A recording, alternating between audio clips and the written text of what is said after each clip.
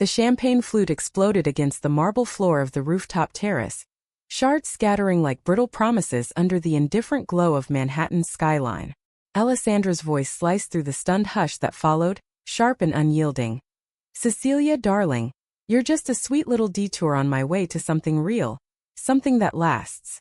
200 faces, friends, family, colleagues from our glittering worlds, swiveled toward us, their whispers rising like smoke from the embers of what was supposed to be our perfect night. I stood there, the emerald silk of my dress suddenly too tight, my hazel eyes locking onto hers in a plea that died unspoken. The city lights blurred through hot tears, and in that instant, the weight of her words pinned me to the spot, unraveling the life I'd built around her unshakable confidence. The rooftop of the Standard Hotel pulsed with the kind of energy only a New York engagement party could muster. Jazz quartet crooning Cole Porter standards, waiters in crisp white shirts weaving through clusters of A-listers with trays of caviar blinis and vintage Dom Perignon. I'd spent the afternoon in a frenzy of preparation, fussing over the seating chart with our planner, a wiry guy named Theo who swore this would be the event of the season. Little did I know it would be the unraveling of mine. Alessandra Voss had swept into my life 2 years earlier like a summer storm over the Hudson, fierce, electric, impossible to ignore. She was 32 then, an up-and-coming litigator at one of those white shoe firms on Park Avenue, the kind where partners still smoke cigars in oak-paneled boardrooms and billed by the quarter hour. With her sharp jawline, those piercing green eyes that could disarm a witness on the stand, and a laugh that echoed like thunder, she embodied the alpha archetype that made my knees weak. Me?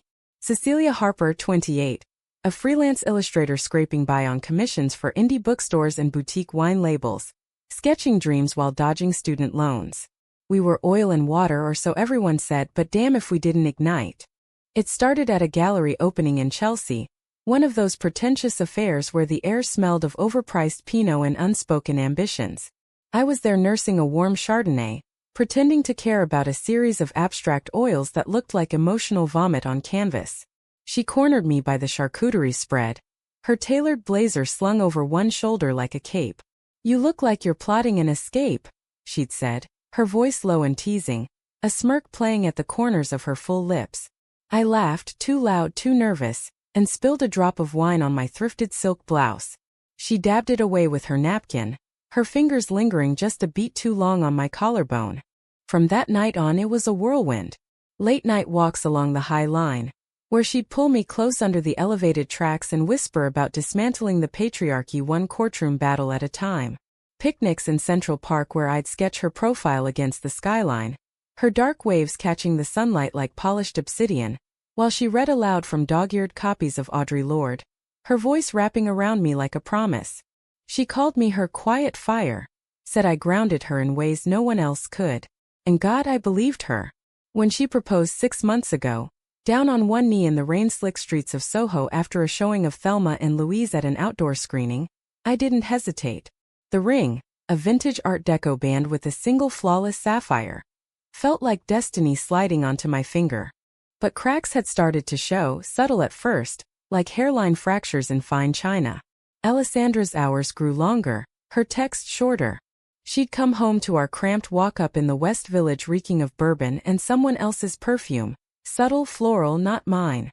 "Client dinner," she'd mutter, collapsing onto the couch without a kiss. I'd nod, swallow the knot in my throat, and heat up leftovers from the falafel joint on the corner. Love, I told myself, was about trust. About choosing her chaos over my calm every damn day. Tonight, though, was supposed to seal it all. The party was her idea, grand, extravagant, a nod to the life she envisioned for us. Power couples brunching at St. Ambrius, summers in the Hamptons, maybe even adopting a rescue pup someday. My family had flown in from Ohio, my mom in her one good dress, clutching a bottle of Boone's Farm like it was vintage Veuve. Dad, ever the stoic mechanic, kept patting my shoulder and saying, "Proud of you, kiddo. She's a firecracker." Alessandra's side was all Manhattan elite. Her firm's managing partner, a silver-haired bulldog named Harlan, her college roommate, a venture capitalist with a laugh like shattering glass, and a smattering of cousins from Connecticut who eyed me like I was the help. As the quartet shifted into night and day, Alessandra had pulled me onto the makeshift dance floor, her hand firm on the small of my back. "To us," she'd toasted earlier, clinking glasses with that megawatt smile that lit up boardrooms and bedrooms alike. The crowd had cheered, cameras flashing from iPhones held aloft. For a fleeting moment it felt real, the kind of love stories get written about in the New Yorker, all glamour and grit. Then it shattered. Her words hung in the air like toxic fog after the flute hit the ground. I could feel the heat rising in my cheeks, a mortifying flush that spread down my neck. The jazz faltered for a split second, the saxophonist missing a note, before grinding to an awkward halt. Whispers erupted, my mom's sharp intake of breath, Harlan's low chuckle turning uneasy. Alessandra stood there, unblinking, her posture ramrod straight in that black Tom Ford suit that hugged her athletic frame like it was made for conquest. Alessandra, what? I started, my voice a choked whisper, but she cut me off with a wave of her manicured hand. Oh, come on, Cece. Let's not pretend anymore. She turned to the crowd, her green eyes scanning them like she was addressing a jury. This whole thing? It's been a lark. A fun experiment in domesticity. But I'm done playing house.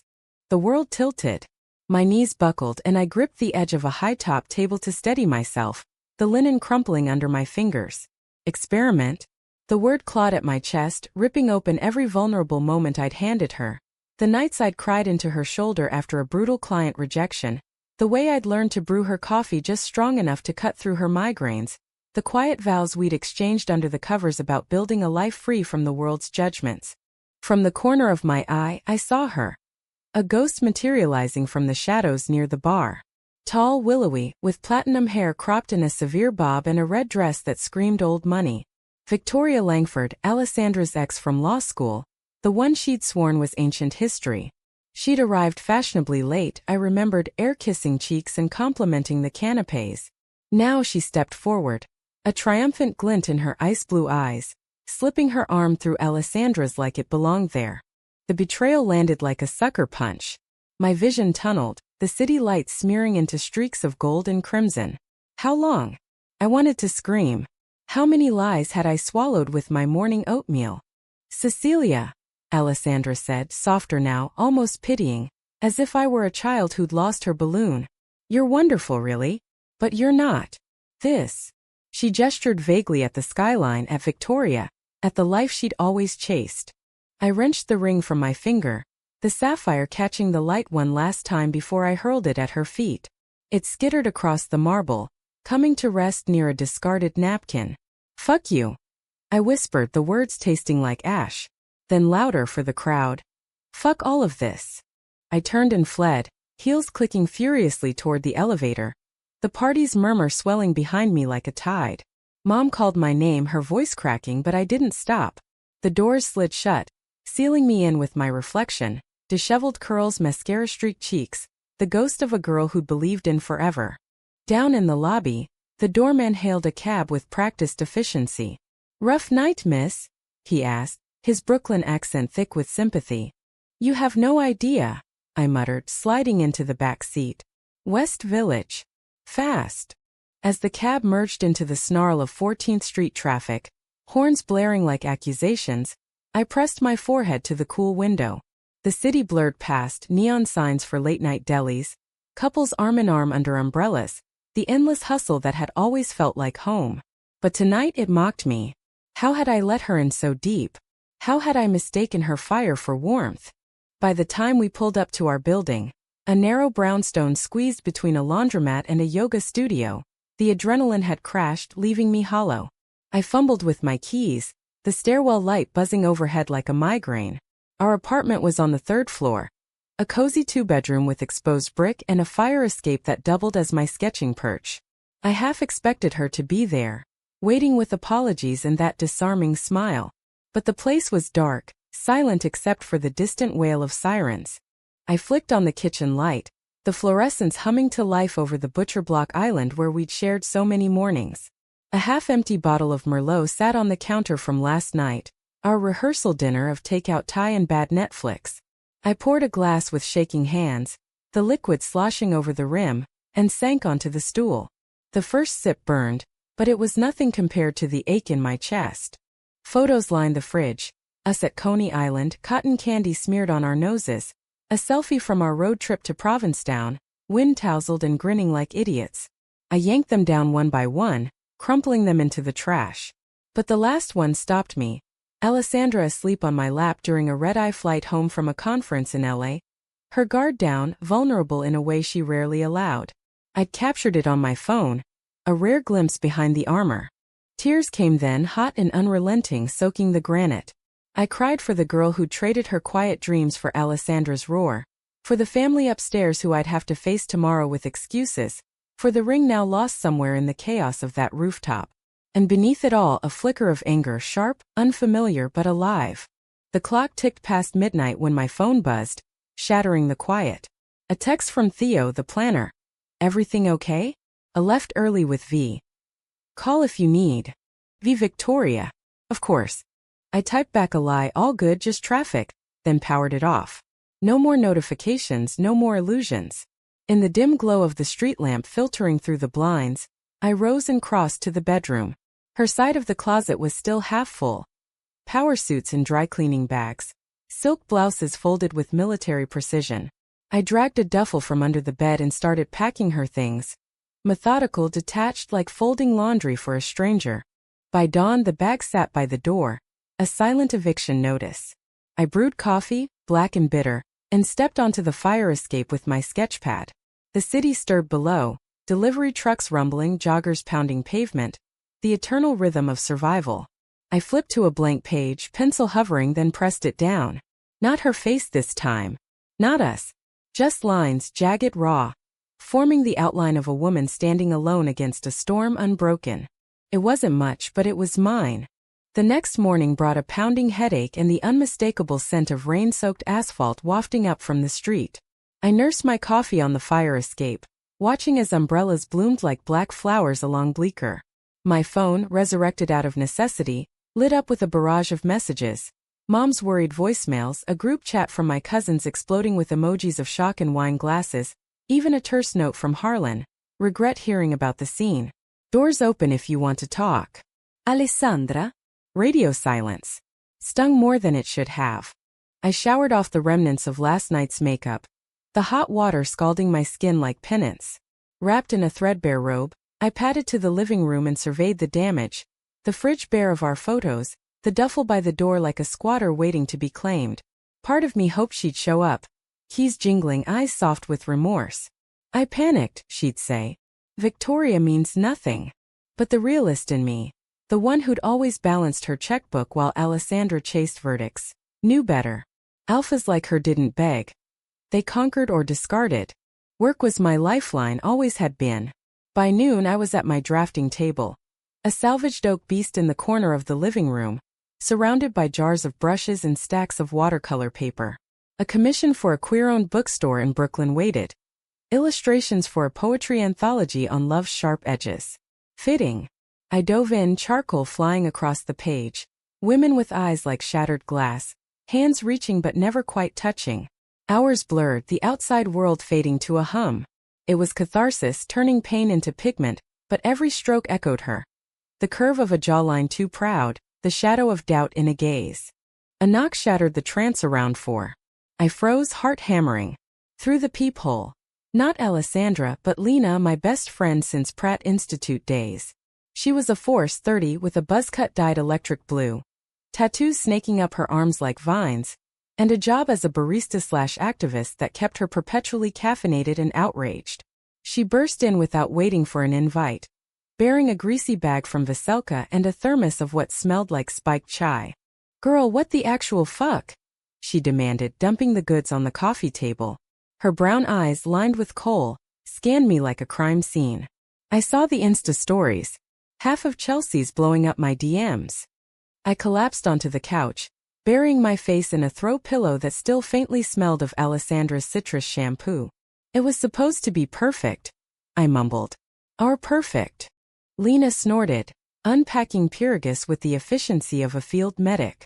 Perfect is a myth peddled by Hallmark and heteronormative bullshit. Spill. Every gory detail. Over dumplings drowning in sour cream I did. The proposal, the planning, the nagging doubts I'd ignored. The way Alessandra's compliments had turned possessive, her jokes about my bohemian chaos landing like barbs. And Victoria. The ex who'd ghosted her senior year at Yale, only to resurface last month at a firm mixer. I'd met her once over drinks at Bemelman's, where she'd eyed me like a rival scout. Cute, she'd purred, sipping her martini. Alessandra always did like her artists. Lena listened, nodding furiously, her fork stabbing a potato like it owed her money. Classic power play. She's threatened by you by settling. Alphas like Voss? They collect hearts like Pokemon cards. But you? You're the shiny Charizard she can't evolve. I laughed, a wet, broken sound. God, I feel so stupid. Like, how did I not see it?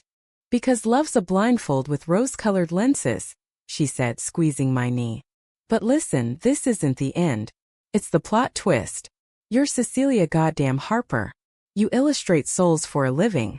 Time to draw your own.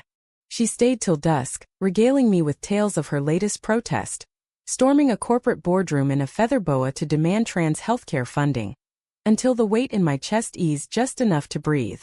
When she left, hugging me fierce at the door, I felt the first stirrings of resolve. No more waiting for Alessandra's key in the lock. That night, I texted Theo for her forwarding address. Just need to ship her stuff. And by morning, the duffel was en route to a sleek high-rise in Tribeca, courtesy of a bike messenger. Then I called Mom. Her voice trembled over the line from the hotel in Midtown. Honey, your father and I. We don't understand. Is it over? I swallowed the lump. Yeah, Mom. It is. But I'm okay. Or I will be. She paused, the rustle of Kleenex audible. You deserve fireworks, Cecilia. Not this. Damp squib. It was her English idiom phase, courtesy of PBS reruns. I smiled despite myself. Come for brunch tomorrow? Just us. We met at Sarabeth's on the Upper East Side. The kind of place with pumpkin waffles and chandeliers that whispered old money. Dad fidgeted with his napkin, his calloused hands out of place amid the linen and silver. Mom fussed over the menu, ordering enough for a small army. They didn't pry, not really, just shared stories from home. The neighbor's new puppy, the church bake sale where my apple pie recipe won blue ribbon. It was ordinary, grounding, a reminder that love wasn't just grand gestures under city lights. You're stronger than you know, Dad said quietly as we hugged goodbye on the sidewalk, rain misting the air. Always have been. Back in the village, the apartment felt cavernous without her presence. I rearranged, moved my drafting table to the window for better light, hung a new print of Frida Kahlo's self-portrait above the bed. Sleep came, fitful dreams tangled with rooftop shards and sapphire glints. But in the quiet hours before dawn, I woke with an idea. A new series. Not for a client but for me. Sketches of women reclaiming their edges. Fierce, flawed, unapologetic. The first piece took shape over the next week. A woman standing on a ledge, not falling but leaping, wings inked from her scars. I titled it Detour's End. It sold at a pop-up in Bushwick before the paint was dry, to a collector who wept when she saw it. This is me, she said. After my wife left. Word spread in the insular world of New York's art scene. Quiet buzz. Invites to salons and lofts overlooking the East River. Lena dragged me to one in Red Hook. A warehouse converted into a gallery space with exposed beams and fairy lights strung like constellations. The theme was queer resilience. And my pieces hung alongside photographers and potters, raw testimonies to survival. That's where I met Sophia. She was 30, a documentary filmmaker with warm olive skin, curly black hair tied in a loose bun, and laugh lines that crinkled when she smiled. She lingered by Detour's End, her fingers tracing the frame. This hits different, she said, turning to me with eyes like polished amber. Like you've been inside my head. We talked for hours about the ache of betrayal, the slow rebuild. She shared her own scar. A partner who'd bailed after her first film flopped, leaving her with debt and doubt. But it freed me, she said, sipping a plastic cup of cheap red, to tell stories that matter. There was no spark, not like with Alessandra, no thunderclap. Just ease, like slipping into a favorite sweater. We exchanged numbers, promising coffee. As I walked home along the waterfront, the Brooklyn Bridge glowing like a promise, I felt the first true thaw. Manhattan, with its relentless pulse, had a way of mending what it broke, if you let it. But Alessandra wasn't done haunting me. A week later, a manila envelope arrived. No return address, just my name in her precise script. Inside, the sapphire ring, nestled in velvet, and a note on firm letterhead. Cece. I'm sorry. It was the champagne, the pressure. Victoria was a mistake, a ghost I exorcised that night. Let's talk. Dinner? The usual place. 8 p.m. Friday. Forever yours. My stomach twisted. Apology or anchor? I stared at the ring, its facets mocking me. Part of me ached to slip it back on, to rewrite the rooftop in softer light. But the artist in me, the one sketching wings from wounds, knew better. I tucked the note into a drawer, the ring into a lockbox. Not yet. Maybe not ever. Friday came with a deluge, sheets of rain turning the streets to rivers. I met Lena at a dive bar in the East Village instead. Shots of tequila chasing away the what-ifs. Burn it, she advised, toasting with her glass. Or better, pawn it for a trip to Fire Island. I laughed, the sound lighter than it had been in weeks. To plot twists, I said. To us, she echoed. As we stumbled out into the storm, arms linked against the wind, I glanced at my phone. No follow-up from Alessandra. Good, I thought. Let her stew in her own silence. Little did I know the real storm was just brewing. The autumn leaves turned the West Village into a postcard of rust and gold. But inside me the colors were still muted grays. My new routine took shape like a mosaic. Mornings sketching by the window with jazz on low. Afternoons at the Brooklyn bookstore dropping off proofs. Evenings wandering the farmer's market on Hudson Street for heirloom tomatoes and fresh sourdough. Sophia and I grabbed that coffee, then another, our conversations meandering from indie docs to the best hidden speakeasies. She was a gentle presence, no demands, just shared silences that felt like permission to heal. Lena, ever the instigator, pushed me toward a group show at a gallery in Soho. Your stuff's fire, she insisted over vegan tacos at Los Feliz. Time to own it. I hesitated. Exposing my guts to critics felt like handing Alessandra another knife, but the deadline loomed, and the fire in my belly flickered brighter. I submitted 5 pieces. Detour's End, 2 more from the series, and a pair of abstracts born from sleepless nights, all swirls of sapphire and shadow. The opening night was a blur of clinking glasses and murmured approvals. I wore a simple black jumpsuit, my curls pinned back, feeling exposed yet armored. Sophia showed up with a bottle of Prosecco. Her grin infectious. You look like a boss, she said, kissing my cheek. We mingled, her hand light on my elbow as she introduced me to producers and curators. For the first time in months I breathed easy, the room's energy lifting rather than suffocating. Then I saw her. Alessandra, across the crowded space, framed by a massive abstract that dwarfed her like an accusation. She looked diminished somehow. The suit hung looser on her frame, shadows under her eyes that no concealer could hide. Victoria wasn't with her. No arm candy, just a solo glass of scotch clutched like a talisman. Our eyes met, and the air thickened, conversations fading to static. She approached slowly, weaving through the throng, her heels muted on the polished concrete floor. Cecilia, she said, voice rough around the edges. These are incredible. I nodded, throat tight, gripping my champagne stem. Thanks. Didn't expect you here. Theo mentioned it. Said it was unmissable. She glanced at Detour's End, her lips pressing thin. Is this us? No. I set my glass down, the clink sharp. Me. After.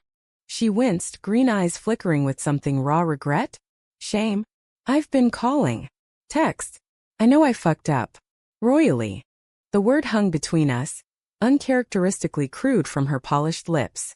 Around us the party pulsed on. Laughter from a knot of artists. A violinist starting a haunting rendition of Summertime.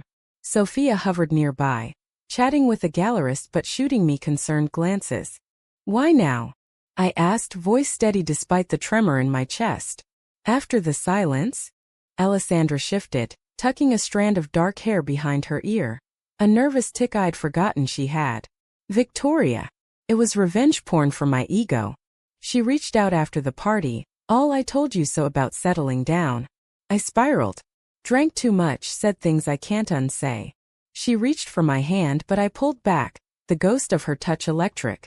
It's not just the words, Alessandra. It's the pattern. The way you made me feel small to feel big.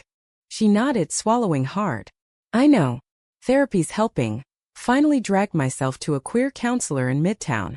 She's brutal. Made me see how my mom's bullshit. Vosses don't apologize. Turned me into this bulldozer. Vulnerability from Alessandra Voss? It was disorienting, like seeing the sun rise in the west. Part of me softened, the romantic in me whispering second chances. But the scars ached, a reminder of the rooftop's cold bite. I need time, I said finally. Real time. Not dinner and done. Take it, she replied, stepping back. I'll wait. However long. She left then, melting into the crowd, but her presence lingered like smoke. Sophia sidled up, brow furrowed. Yeah. Complicated. She looped her arm through mine. Aren't they all? Come on, free wine won't drink itself. We stayed late, the gallery emptying to echoes. As the violinist packed up, Sophia turned to me, amber eyes earnest. Whatever this is with her, don't rush. You've got your own light now. Her words stuck as I cabbed home. The city a wet sheen under sodium lamps. Sleep evaded me, Alessandra's confession replaying like a looped reel. Was it genuine? Or another maneuver in her courtroom arsenal? The conflict deepened days later, when Harlan called. I'd ignored his first voicemails, but persistence won. Cecilia, a word? His voice boomed. All boardroom bluster softened by what? Pity. We met at a neutral spot. A quiet cafe in Flatiron with exposed brick and overpriced lattes. He was older than I'd remembered, late 50s, with a paunch straining his Brooks Brothers shirt. Alessandra's a mess, he said without preamble, stirring sugar into his black coffee. Blew a deposition last week, first time in years. Harlan Voss doesn't do mess.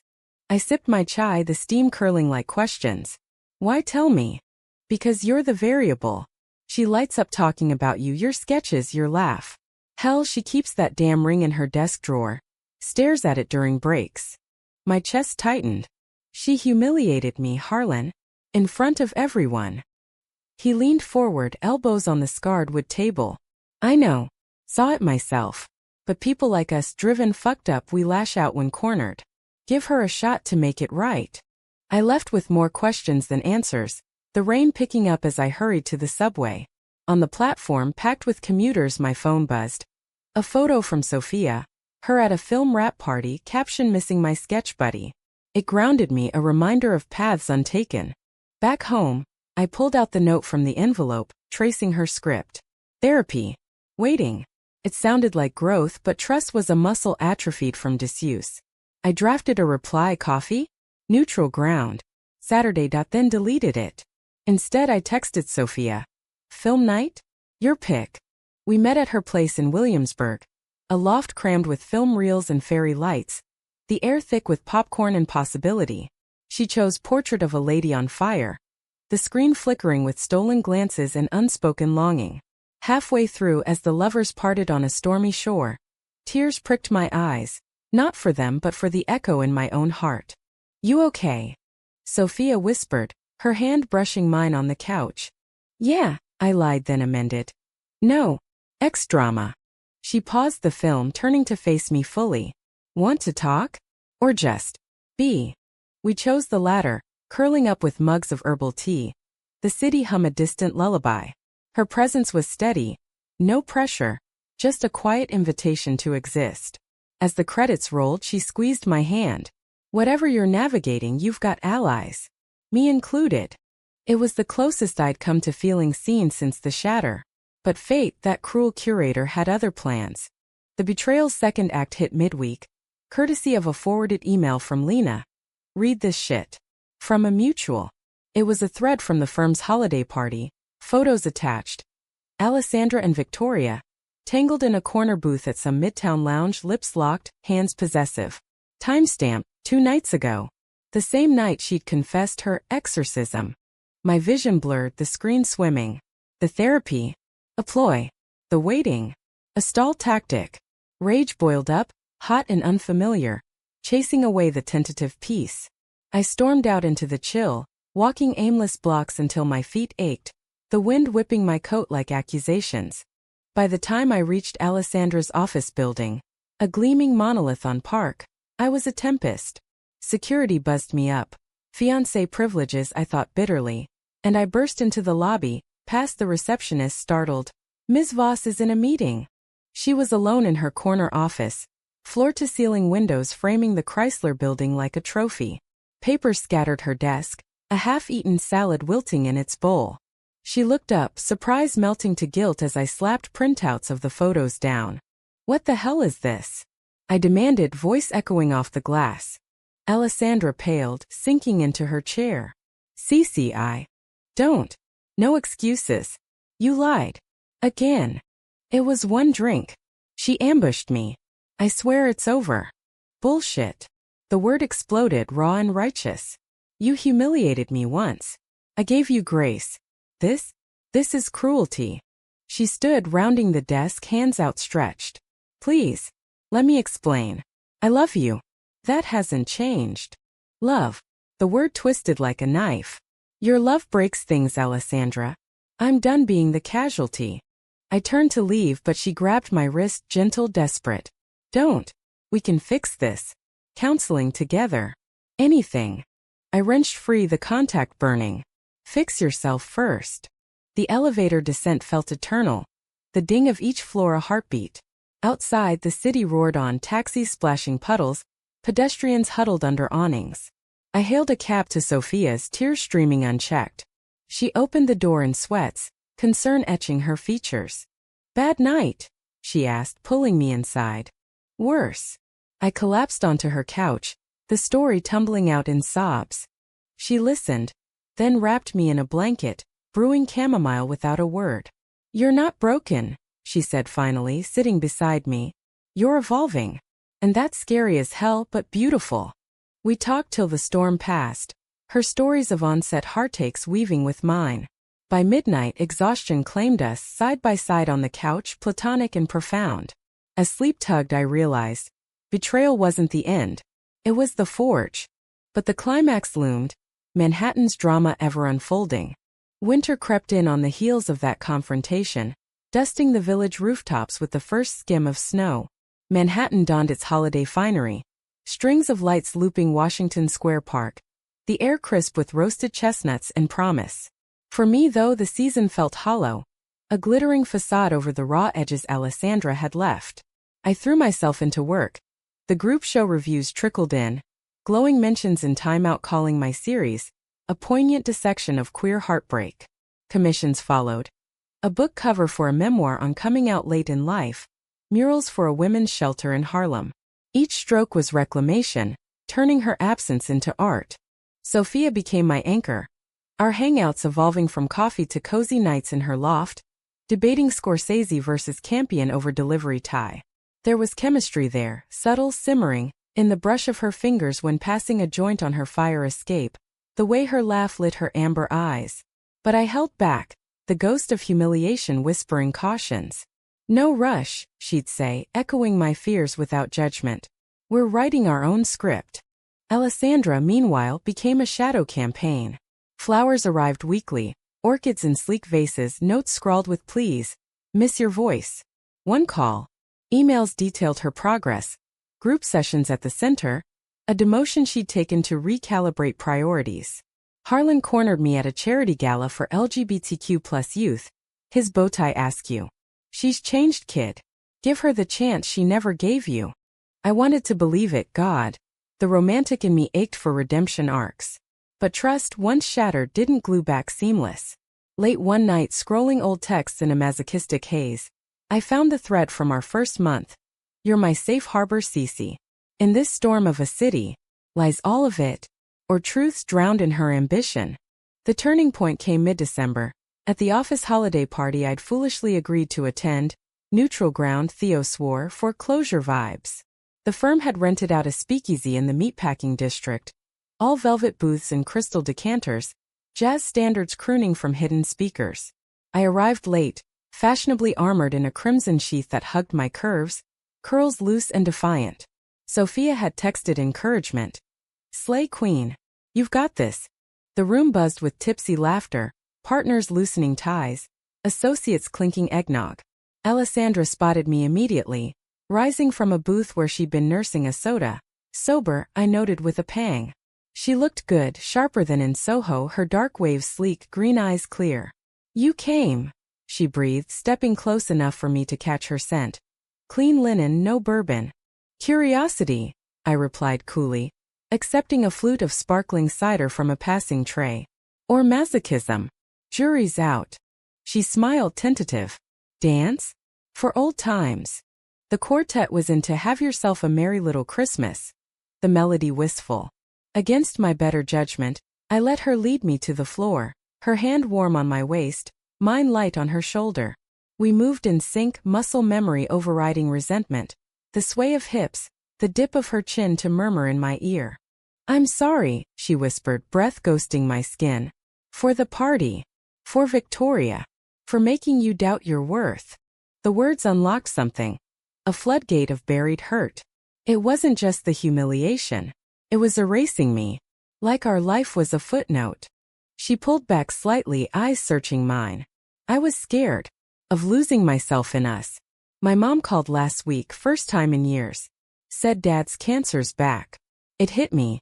Life's too short for half measures. The confession blindsided me. Alessandra Voss, impervious, cracking under family weight? Why didn't you say? Pride. Voss curse. She spun me gently, the room blurring. But I'm learning. Let me show you. The song ended, applause rippling, but we lingered. Foreheads nearly touching. Heat bloomed low, treacherous, memory of her touch, her taste. Sophia's face flashed in my mind, steady and new. I stepped back. Show me with actions, not dances. She nodded, resolute. Starting now. Dinner tomorrow.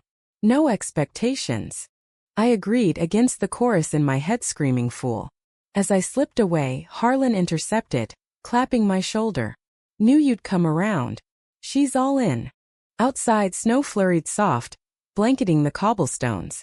I texted Sophia. Party survived. Complicated, exciting. Her reply pinged instant. Details over hot toddies? My place. Her loft was a haven, string lights twinkling. A fire crackling in the decorative hearth. The scent of cinnamon from mulled wine on the stove.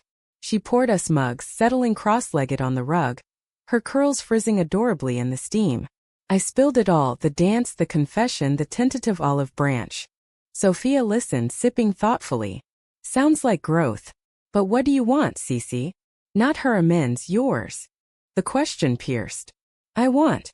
Whole. Not pieced from wreckage. She set her mug down, shifting closer. You are. And if she helps build that, great. If not. Her hand covered mine, thumb tracing circles, a spark undeniable. You've got options.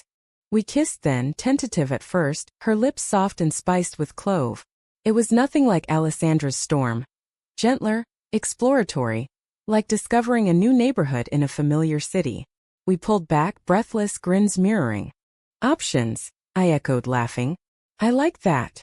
But betrayal's shadow lengthened.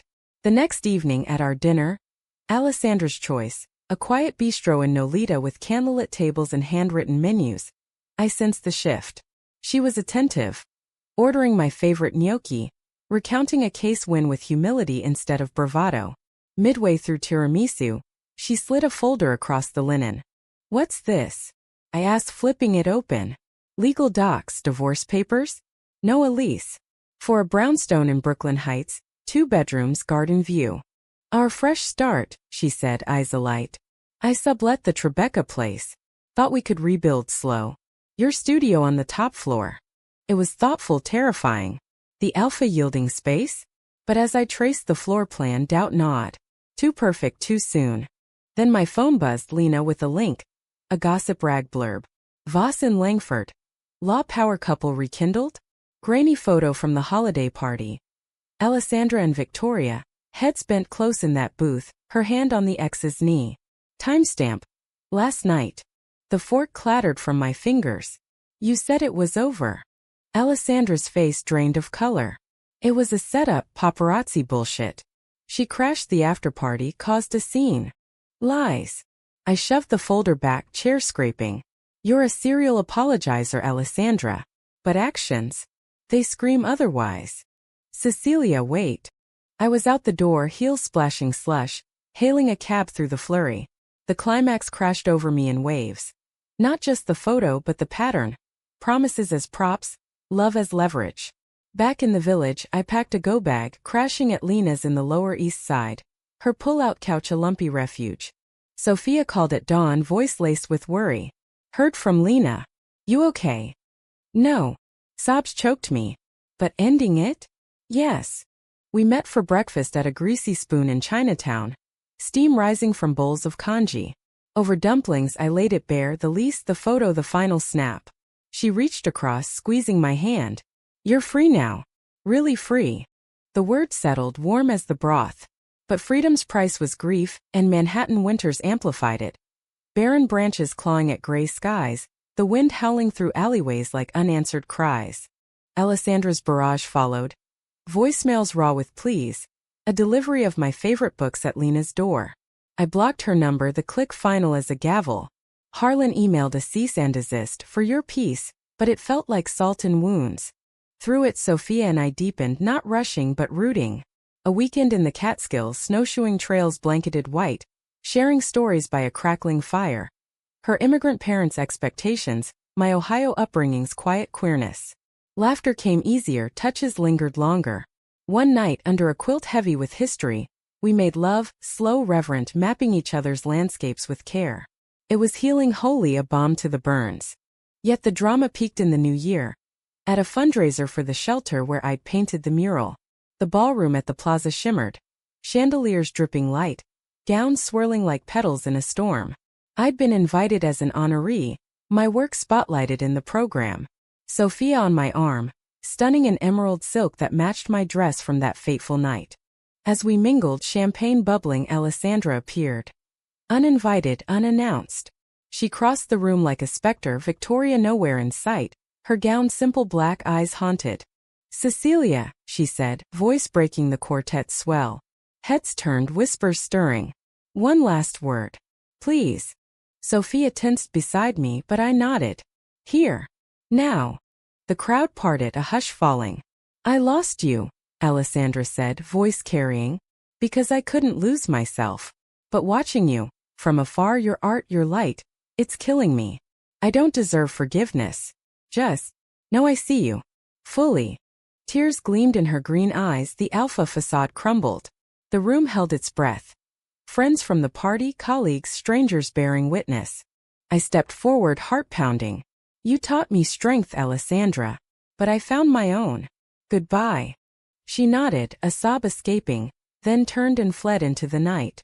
The applause that followed was thunderous, not for her but for me, for the woman emerging from the wreckage. Sophia pulled me close, her whisper fierce. That was you. All you. As confetti rained from the balconies, I kissed her under the lights, the city alive beyond the windows. Climax passed, but the story? Just beginning. Spring arrived in Manhattan like a reluctant apology. Cherry blossoms unfurling along the promenade in Brooklyn Heights, the air thawing from bite to bloom. 5 months post-Plaza, and the scars from Alessandra had faded to silver lines, visible only in quiet moments when a song on the radio tugged at old threads. I'd moved, sublet a sun-drenched studio in Cobble Hill, steps from the water, with a bay window perfect for my drafting table. The lease? It sat unsigned in a box of what-ifs, donated to a women's auction for the shelter. Closure, tangible as ink on paper. My art flourished in the freedom. The series expanded into a solo show at a gallery in Dumbo, edges reclaimed, selling out opening night to a crowd that spilled onto the waterfront. Critics called it a humanist triumph. The Village Voice praising the emotional architecture of queer endurance. Sophia documented it all, her short film weaving interviews with my process, a labor of love screened at Tribeca Fest to standing ovations. We were partners now in the truest sense. Collaborative, equal, our lives intertwining like vines on a trellis. Not without bumps, of course. Early on, doubts crept, whispers of rebound from well-meaning friends, my own fears of patterns repeating. One rainy April afternoon, after a funding pitch for her next doc fell through, Sophia lashed out. You're holding back, Cece. Like I'm her placeholder. We argued in the kitchen, voices echoing off subway-tiled walls, until I pulled her into a hug, tears mingling. You're the opposite, I said. The home I choose. Therapy helped, My own sessions at the center, unpacking the humiliation's residue. Betrayal isn't your blueprint, my counselor, a soft-spoken dyke named Marisol would say. It's a chapter. Sophia joined once, her vulnerability a gift. I worry I'll dim her light. We laughed at that, the fear dissolving in shared truth. Alessandra surfaced sporadically. A congratulatory card for the show, crisp and professional. A sighting at a mutual friend's wedding, where she raised a glass from afar, Victoria absent, a new softness in her posture. Rumors swirled. She'd left the firm for a non-profit, advocating for queer youth in the courts. Harlan confirmed it over coffee one crisp morning. She's sober 6 months. Dating a barista, soft-spoken type. Says you inspired the pivot. I nodded, stirring honey into my tea. Good for her. And it was. Humanistic in the end, not vengeance but evolution. We weren't enemies, just two women who'd collided in the city's frenzy, emerging reshaped. Summer bloomed hot and hazy, our rhythm settling into joy's cadence. Weekends at Rockaway Beach, sketching waves while Sophia filmed surfers. Lazy Sundays at Smorgasburg, debating falafel vendors like connoisseurs. One evening as fireflies danced over the East River from our rooftop deck, borrowed from a neighbor for a proposal practice, Sophia knelt, not with a ring but a vintage sketchbook, its pages filled with our moments. Polaroids collaged with her handwritten notes, my doodles in the margins. Not forever yet, she said, amber eyes sparkling. But always becoming. I pulled her up, kissing her fierce under the stars. Yes. To all of it. The city, that eternal witness, hummed approval. Fairies tooting. Laughter drifting from brownstone stoops. No grand parties, no shattered flutes. Just us building quiet empires. Months later, at the anniversary reading for the poetry anthology I'd illustrated, Mom and Dad flew in again. They adored Sophia. Her easy warmth thawing Dad's reserve. Her stories delighting Mom's idiom collection. You're glowing, honey, Mom whispered post-reading, hugging me tight. Like you found your North Star. We had each other and the messy, magnificent path to get here. As the crowd thinned, Lena cornered us with shots of Limoncello. To humiliations turned masterpieces, she toasted, blue buzz cut catching the light. To us, Sophia and I echoed, glasses clinking. Outside, the Manhattan night wrapped us, gentle neon pulsing, sidewalks alive with possibility. I'd come full circle. From rooftop ruin to reclaimed radiance. Betrayal had been the storm, but love? The sun breaking through. And in that light we walked home, hand in hand, toward whatever dawn awaited. Epilogue whispers. Alessandra and I crossed paths one last time, at a panel on queer art and law at the Strand. She spoke first, eloquent, evolved, then yielded the mic to me. Our eyes met across the podium, a nod exchanged. No words needed. Forgiveness isn't forgetting. It's freeing. In the end, the most dramatic scene wasn't the shatter, but this quiet grace, the humanistic heart of it all. Manhattan's drama, after all, always bends toward healing.